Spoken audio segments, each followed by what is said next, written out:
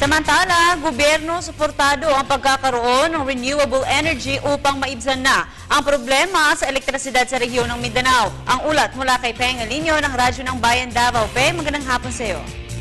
Sinusuportahan pa rin ang pamahalaan ng programa sa renewable energy ayon kay Sus Tamang, Direktor ng Energy Planning and Policy Bureau ng Department of Energy o DOE. Ito ang sinabi ni Tamang sa isang ambush interview sa naganap na First Mindanao Energy Efficiency Forum sa Davao City. Kung matatandaan sa State of the Nation address sa SONA ni Pangulong Benigno Simeon Aquino, kanyang binanggit ang kanyang mithiin na magkaroon pa ng karagdagang mga power plants na maitatayo sa bansa dahil ang ekonomiya natin ay patuloy na umaangat at ang konsumo ng kuryente ay tumataas din. Ayon kay Tamang, dapat na kilalanin ang pangangailangan na makapagpatayo ng baseload plants, power plants na may mas mabigat na kapasidad na kaya ng tuloy-tuloy na operasyon.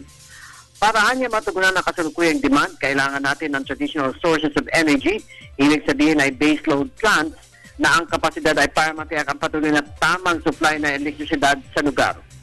Sinabi niya ng Pangulo sa kanyang SONA na naniniwala ito sa renewable energy at sinusuporta ng paggamit ito. Ngunit kanya rin ipinahayag ang pangangailangan sa baseload plants, dagdag pa ni Tamang.